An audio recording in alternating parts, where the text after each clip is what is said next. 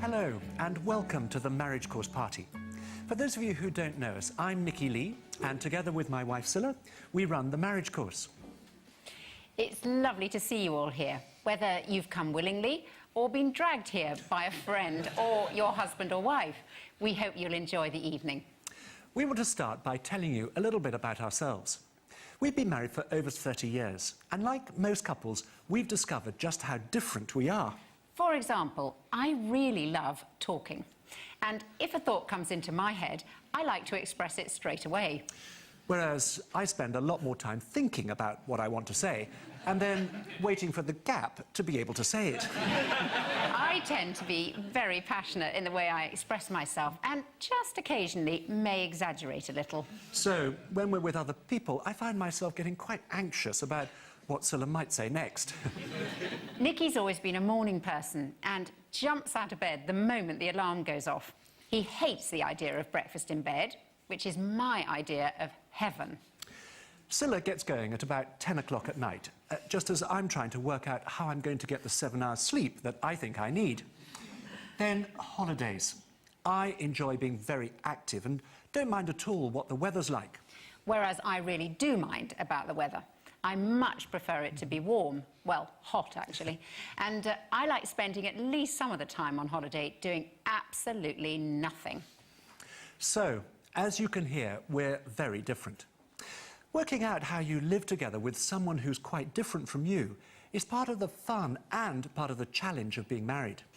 So, what actually makes for a strong marriage? We're going to hear from some people around the world to find out what they think.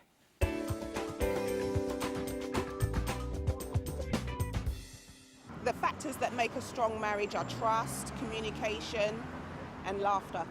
Trust and honesty. Honesty. Trust, yeah. Good sex. Loyalty. Common goals. Trust and honesty. If you haven't got that in a relationship, then it's not worth having a relationship, is there? Trust and honesty. Trust. Snap. Snap. It's love. Keep saying these 3 little words, I love you, every time and whenever it's possible. If ain't no love, it ain't even gonna be no long-term relationship. You know, it'll probably be a quick hit and go. A lot of faith in each other. A lot of understanding. A lot of commitment. A lot of effort. You either got it or you haven't got it. End of story. After so many years, you just know each other's ways, and that's it. Yeah, that's it. And I think you have to be like good friends as well, like be able to have a laugh with each other as well. Friendship, I think. I think if you can be friends, like before anything, then you can work through things. Couples that we know whose marriages haven't worked out, it's because they're married to someone they wouldn't even be friends with. I guess we're really just kind of getting into it, so. We'll see.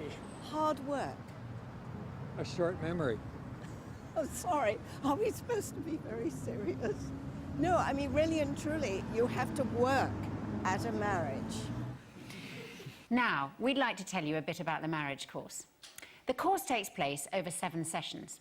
It's for any couple, whether you've been together for 2, 10, or even 40 years.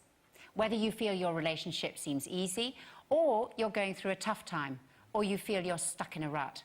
There are tools and insights on the course that are applicable and beneficial for everyone. Our course starts with a candlelit meal. We try and make the atmosphere as relaxing as possible, a bit like it is now, except that the couples sit at tables for 2. It feels like a special evening out, like a date night for the couple. Each session, Scilla and I talk on a particular aspect of marriage. And then there's the opportunity for each couple to discuss the topic on their own. Privacy is very important, so we make sure that we play the background music loud enough. On the course, it's not just Nikki and me speaking. We include filmed inserts of lots of other couples who've done the course.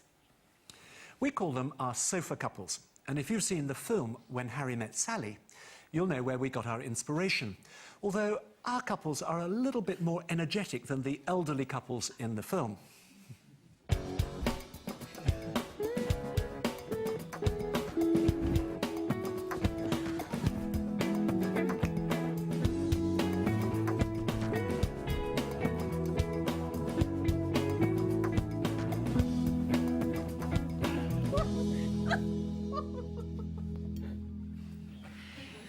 We've been running the marriage course since 1996. It's now being used around the world, and it's been very exciting hearing of the difference it's made to thousands of people. We asked a few of our sofa couples what they got out of it. I really like the chance to talk. No one interrupting, just us talking and listening. Beautiful. I really like the fact that we could have dinner together and we could, it was just time for us. I like that. And I also like the fact that every session was very practical and we came out with something useful at the end of each session. I think some people may wrongly think that the marriage course is for people who are in difficulty with their marriage. And we have just found it the opposite, that while we had a strong marriage, that was the ideal opportunity to go and do this course and talk through some of the exercises while we were in a position of strength, to really have a look at anything that might be a hindrance in the future. And that's what I would really want people to know about this course, that it's not about when it's going wrong, it's about investing in it because it's going well and you want it to stay that way. It really gives you the time to stop and think and talk to each other about your relationship, which so often gets pushed aside in the busyness of everyday life. I found the atmosphere of the marriage course excellent, especially because I'm an interior designer myself. I found the arranged tables, well decorated, made us feel at home with each other. Also, I noticed that couples were sitting together and had the privacy to talk about issues without being overheard by other couples who were also sitting together. The environment was romantic, it was private, and it gave us the opportunity to relax and share deeply about issues. The marriage course is fantastic, and I think it has actually a really far-reaching impact. I hope that we haven't even reached the end of the impact it's going to have in our marriage. I think it teaches you practical life tools that you can apply to the rest of your marriage and the rest of your life, not just in your marriage, but actually in many of your relationships with your children, with your friends and so on. And we love it. We think it's absolutely brilliant. I found that the marriage course helped us to pay attention to each other, to spend time to listen again to each other. For me, that was the most helpful thing. The question we're addressing this evening is, what makes a marriage grow? There was a newspaper article recently about a couple who just celebrated their 80th wedding anniversary. They were Percy Arrowsmith, aged 105, and his wife Florence, aged 100. The marriage has been a success, said Mrs. Arrowsmith, because they still worked hard at it and never retired to bed on a quarrel. His answer was more concise. He attributed 2 words to the success of their marriage: yes, dear. Mrs. Arrowsmith continued, "It has not been easy, but worth every minute, because he's much more than my best friend. He's the love of my life. We don't argue much these days, only when I want to watch the soaps on television, which he hates. We have had our arguments, but we work through them together. We always go to bed as friends and always make up before we go to sleep. Every night we kiss and hold hands. He can't settle down if I'm not holding his hand." Mr. Arrowsmith nods contentedly. Just like the Arrowsmiths, we never get past having to work at our marriage. One husband who'd been married for over 60 years said to a newly engaged couple, "Congratulations, you've a lot to look forward to. The first 50 years are the hardest." Good marriages don't happen by chance. If we were to sum up what the marriage course is all about, it would be with one word: love. Marriage is about love. But by love, we don't just mean our feelings. Otherwise, we fall in love and get married, and then when our feelings change, when we lose that initial infatuation, or we come up against the first major difference between us, we assume there's no future for our marriage.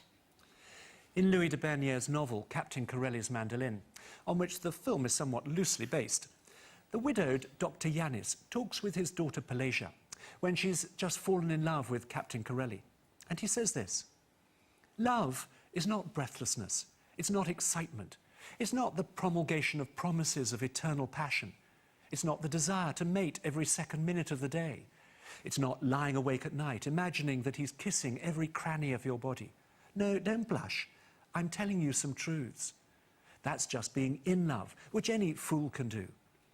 Love itself is what is left over when being in love has burnt away. Your mother and I had it. We had roots that grew towards each other underground. And when all the pretty blossom had fallen from our branches, we found that we were one tree and not two. That's what we long for, isn't it? That kind of love is a choice. We decide to love, and the feelings follow. One of the most profound and practical pieces of advice about what makes a marriage grow that we've heard read out at many weddings comes from a phrase in the New Testament that goes like this: put on love. St. Paul, the writer, describes love as something to be put on each day, as a deliberate action, as deliberate as putting on a jacket or a coat. And we want to look now at 3 practical ways that we can put on love in our marriage, and that we cover on the marriage course. The first way of putting on love is making time for each other. Many of us, if we think back to when we first got together, will recognise we spent a lot of special time together as a couple. We had, as it were, this impenetrable world that was all our own. But when we get married, that so easily and quickly can get lost. Special time together as a couple is often the thing that gets squeezed out. There seem to be so many pressures on us, and things force their way into our private world. The bills need paying. It could be parents, in-laws, or the neighbours, decisions about the children, if we have them, the demands of work, the phone, or the pull of the TV. We may all know that we should make special time for each other. We may really want to make it, but it can still be so hard to change our habits. We designed the marriage course to give couples an opportunity to change, because the course offers 7 sessions in the diary to spend just as a couple. And that may well provide the impetus that's needed to break the old patterns and start a new habit of spending regular, special time together. When couples finish the course, we suggest they continue planning a few hours each week to be together, like having a date. And we talk about this on the course as marriage time. A regular date really does keep the love, the fun, the friendship, the romance alive in a marriage. We found that having marriage time has been very important to us. We forgot to have a marriage really at one stage, and it's been very important for us to bring in just being together and enjoying one another, not just in a loving way, but also just in a fun way. And actually, I would remember a time when we weren't having marriage time, and actually I would feel just quite used, really, just that my function was there at home to do all sorts of things, and it lacks completely the relationship side and the fun element of your marriage. And it's so important to keep that in place, and it's so, you have to fight so hard to keep your marriage time together. Yes. Especially with the children growing up, you can give all of your spare time to the children and keep none for yourself, but it does have a detrimental effect on your marriage. Speaking personally, for Nikki and me, having this marriage time, this date every week, has probably been the single most important thing that we've sought to do in our marriage over 30 years. We know without a doubt the huge difference to our relationship when we make that marriage time a real priority every week. What we do is also really important. It's not time to talk about the nuts and bolts, the everyday, superficial, practical stuff. And it's not time to sort out our differences or the issues that cause conflict. Instead, it's time to relax and have fun together, doing the things we both enjoy and talking on a meaningful level as friends. I read this recently about friendship. A friend is someone who's glad to see you and doesn't have any immediate plans for your improvement. That may explain a lot about the absence of a growing friendship in some marriages. A date is not a time to bring up complaints. Nikki and I now take it in turns to organise what we do each week. And that means we can sometimes plan a surprise for the other person. And I love surprises. I remember one week it was Nikki's turn to organise our marriage time.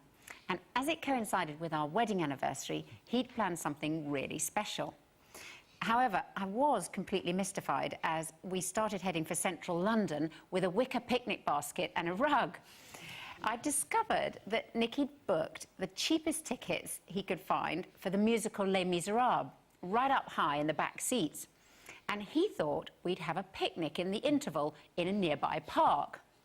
Well, the problem was, first, the interval was only 15 minutes. Secondly, there was no park anywhere near. And thirdly, we had this picnic basket jammed under our knees in the tiny seats right up at the top. But Nicky was determined to have this picnic, so we sat on either side of the stairs with people going up and down between us. We devoured a 5-course picnic in about 11 minutes flat, which meant that I had mild indigestion throughout the second half. All I can say is I was very glad we didn't see anybody we knew. So was I. But I will never forget that evening. Personally, I love surprises like that, even if they don't quite turn out as planned. All the research shows, and actually it's common sense, that the amount of fun we have together in our marriage is a key predictor of the overall happiness of the marriage. So, one of the first things we talk about on the marriage course is planning special time together, because it's a vital investment for a healthy marriage. The second way to put on love is identifying and accepting the differences between us as a couple. It took me a number of years of being married to realise I was never going to be able to change Nicky to be like me.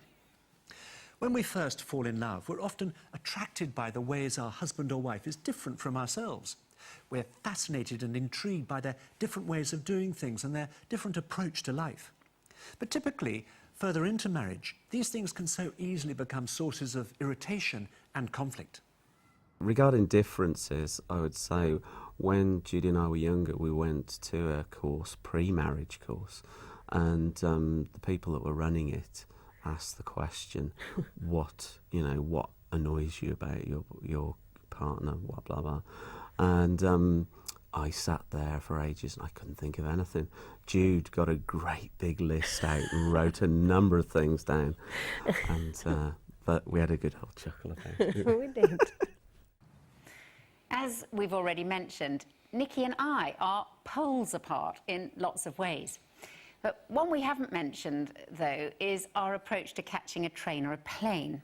Now, I like to get there in plenty of time. Sometimes in time to get the train before the one we're intending to get, but that's fine by me. I like to have a cup of coffee, buy a magazine, and just sit and watch people. Whereas I like to get there at the last possible minute. Otherwise, I feel like I'm wasting valuable time, hanging around waiting. Nicky's always been very laid back about travelling, and when I first met him, I found that very refreshing after my family, where there was always this huge build-up and hassle 24 hours before we went anywhere. However, some years into marriage, I started to find it really annoying and frustrating, because I'm absolutely amazed that Nicky doesn't build in more time for unexpected delays.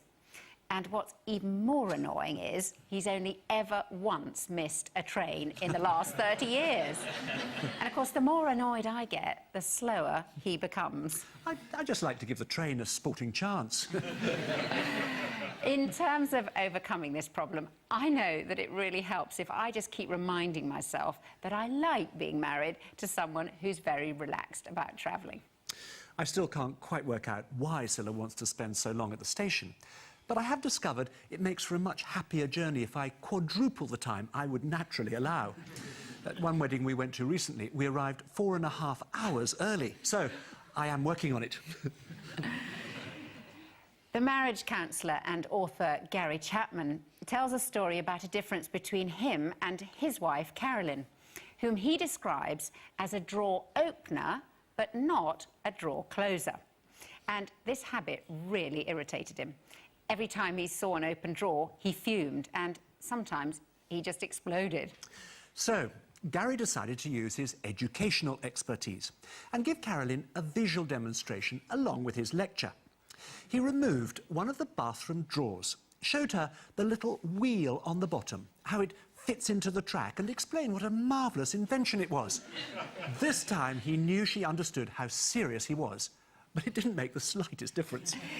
Then, one day, he came home to discover that their 18-month-old daughter had fallen and cut the corner of her eye on the edge of an open drawer. Carolyn had taken her to the hospital, and as she told Gary the whole story, he was proud of how he contained his emotions and didn't even mention the open drawer. He was sure this would do it. She had to change now, but she didn't. After another week or two, he thought, I don't believe she'll ever change. And he analysed his alternatives. Number one, he could leave her. Number two, he could be miserable every time he looked at an open drawer from now until the time he died or she died. Number three, he could accept her as a drawer opener and take upon himself the task of closing drawers. Well, he ruled out number one right away. As he looked at number two, he realised that if he were going to be miserable every time he saw an open drawer from now until he died, he'd spend a great deal of his life in misery. So he decided on number three. Accept this as one of her imperfections. He went home to announce his decision. Carolyn, he said, you know the thing about the drawers? Oh, Gary, please don't bring that up again, she replied. No, he said, I've got the answer. You don't ever have to close another drawer. I'm going to accept that as one of my jobs. Our drawer problem is over. Gary concluded the story. From that day to this, open drawers have never bothered me. I feel no emotion, no hostility. I simply close them. That is my job. When I get home tonight, I can guarantee the open drawers will be waiting for me. I shall close them, and all will be well. There are some things we're never going to change about our husband or wife. I was absolutely aghast and just shocked when I first caught Lise drinking milk out of the carton, because that's just not something you do. That's what we have cups for, to drink milk out of the cups, and I don't want your backwash in the milk carton. Oh no, so it feels so nice though. It just feels lovely, and it's something I like to do. It was just, I absolutely appalled by it. So I tried to explain to her how unhygienic and how just rude it was. And I'd sneak ones when he wasn't watching, but every now and then he'd catch me, and that would really freak me out, so then the milk would go everywhere. Yeah, so I think I've just had to learn that that's one of those things that Lise does, and I don't know what we're going to do when we have kids, because I don't want my kids doing it. So, rather than focusing on what irritates us and what we'll probably never change about them, it really helps to accept them as they are and focus on the good things. In this way, we can combine our strengths and support each other's weaknesses. The marriage course helped us learn how to work as a team and to appreciate this. So I'm quite lazy, really, at my worst, and at Sarah's best, according to her. She's a mad whirlwind of activity, and there's loads of things going on, and that can be quite tiring for me. So I think what happened is that David has become my anchor, and he slows me down and helps me to enjoy being more than doing, which tends to be my natural desire. And probably for David, I've been more of your sort of rocket propeller. Yeah, and gets me kind of motivated and doing things rather than sitting around the house all day watching DVDs. And so it's helped us, I think, to appreciate that there's a balance and that we help each other with that. And actually it would be very boring if we were married to someone who was exactly the same. If I was married to someone like me, I would get burnt out and completely exhausted. And I'd spend all day watching DVDs, which would be great. No, it would be bad. It would be rubbish. It would be bad. Yeah. The third way of putting on love that we talk about on the marriage course is discovering what makes our partner feel loved.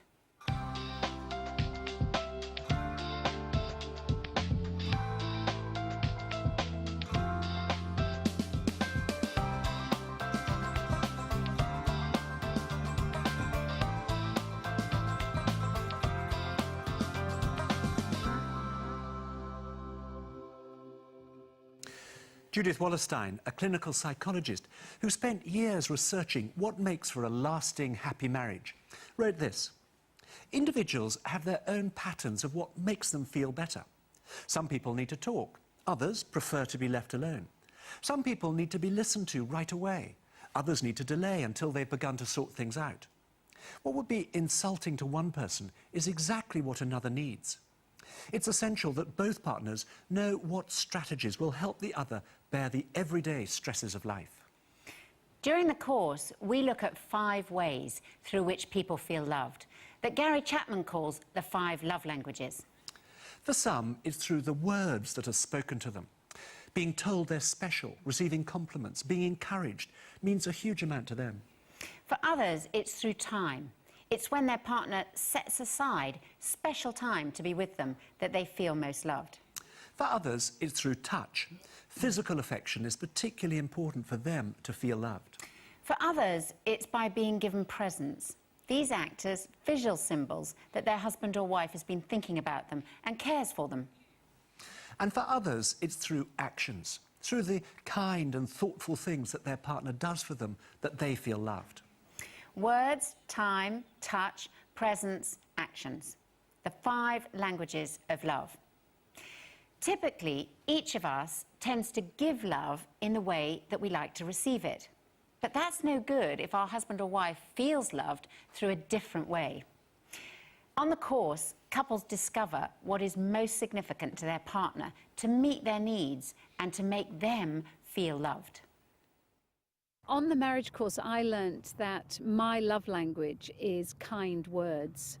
And I realised that Miles and I have quite different love languages. So mine's kind words, his is quality time. And I realised that I actually don't need a lot of time with Miles. So, and I couldn't understand why he would need so much time. And an example is that when we were, once we travelled from Australia back to London, and we were sitting next to each other on a plane, and we were reading papers and we were watching movies and everything. And when we got back home, he said, "Oh, I need more time with you." And I said, "But we've just spent hours on a plane together." And he said, "No, but we weren't together. We weren't talking. We weren't doing stuff. You were just doing your own thing." And what I discovered was that Deborah really likes kind words, affirming words. And you know, when I was a kid, I lived in a family where we kind of bantered a lot and needled each other, and where saying anything nice to each other was like a sign of weakness. And so saying nice words to Deb was really, really hard. So I learned this on the marriage course. So I started with something easy, which was just to say, "Darling, you look lovely today." And for me, that was a really big deal just to say. And I've graduated on to more sophisticated things like appreciating her doing the shopping and appreciating various things that she does for me. The marriage course is very practical. It's about forming new habits. It provides the tools that help to maintain our marriage and to keep it healthy. It's based on a Christian understanding of love, but the course is relevant to any couple. Many who come on the course aren't churchgoers and wouldn't necessarily describe themselves as Christians. We also welcome people on the course who aren't married but have been living together for a number of years, and they too find it very relevant. The marriage course is an opportunity to invest in your relationship and not to take the future for granted. I remember my brother, who's a farmer and who's nothing if not practical, saying, "It's a bit like your car, really. It's better to have it serviced than to wait till it breaks down." The marriage course is an opportunity to give your marriage a service. Perhaps you've done 1,000 miles, which is about 2,000 kilometres, and it's time for the first oil change, or 5,000 or 10,000, or maybe you're coming up to a major 50,000-mile service. It's a good habit to service your car regularly. It keeps it in good running order. In the same way, there are good habits that we need to develop to keep our relationship in good working order. We want you to hear from a few more couples who've done the marriage course, explaining why they went on it and how they found the experience. We'd been married for 10 years and we did it because we thought we had a pretty good marriage, but we actually just wanted to invest some time into it. And just to really get any pointers to try and make our marriage a little bit better. I didn't want to go on the marriage course initially because I thought it would be just another one of those things you just get together with other people, talking about your personal lives, which is just not me. I'm a private person. We'd been married 5 years. when we did the course, and I think we were at a good place. I was really looking for us to just deepen our relationship, realising that we haven't got everything perfect yet, and I suppose really looking for the marriage course to just show us what areas, you know, can I now go away and work on. We came on the marriage course because basically we'd almost got to the point of splitting up, and it was a last something we could try that might save it. Yes, I was sceptical, but I thought, we've been together for so long, it was worth trying this thing. I was really looking forward to having 7 or 8 sessions. What was it? 8, yeah. 8 sessions with a babysitter booked in, and just spending some time together. We know that there's more to learn about each other and always more stuff to improve on, and we just kind of hope that we'd do exactly that, learn more about each other, get some ideas for the stuff that wasn't so good. And I think we did learn a lot more. We were right. Yep, there's heaps to learn. You don't know everything. And I think we could do it again and still learn more about each other. Once I got onto the course, it did tackle some issues which I didn't know was actually there to start with. The atmosphere and the setup was just so lovely, and it all just looked so intimate and so cosy when we walked in, and we had no idea of what to expect. It was very low lit, there was music playing, there was candles and small tables, and the tables were far enough away so that you could argue quietly and nobody else would hear. I also really enjoyed the privacy. I thought the way it was set up, that we were able to talk intimately with each other. I was pleasantly surprised by the layout and the style of the course, because I'd expected something a bit more sort of heavy, I guess. But it was like having the best of both worlds, almost like a restaurant meal for two in a romantic setting. Alongside that, there were focused discussions and questions that we could use in the time that we had together. So that really put me at ease. I don't know whether I expected to discuss things in a group, but actually I was really surprised that we were going to, be sitting at a table, just the two of us, no supervision. I thought that was great. We headed into the course not expecting too much to change for either of us. We thought we both had a fairly good relationship and were quite happy with it. The most interesting thing for me was the forgiveness evening, because we went along feeling very blasé and relaxed about it, and actually some issues came up that we weren't anticipating, which we then had to deal with. For me and for June, I found that we simply communicate in totally different ways, and understanding how she communicates and how I communicate, it was helpful. So now when we have our conversations or things happen, I'm quite aware of how to approach things, how to deal with things as well. Yeah, that's true. Before he was very monosyllabic about things, and his course of dealing with conflict was just get over it and get on with it and sort it out. And for me, that's like a slap that way and that way and that way again. And he learnt to communicate a little bit more sensitively. And softer. And softer. And I learnt that actually Eric is quite sensitive as well, which I didn't think.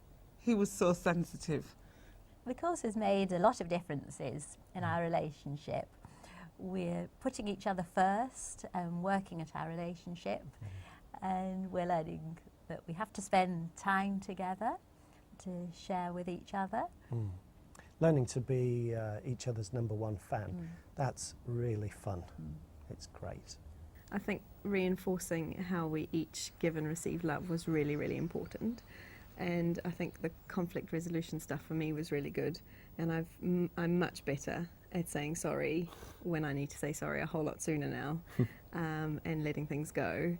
And yeah, I think just the chance every week to just sit together for a couple of hours and just talk and just learn so much more about each other, and then carry that on throughout the week. And we talk so much more now than we did before. Yeah. And I'm a right chatterbox. Yeah, it's become a habit to discuss stuff now. The marriage course has impacted me by realising some of the things that I needed to change, rather than always focusing on the things that Sam needed to change to make the marriage better.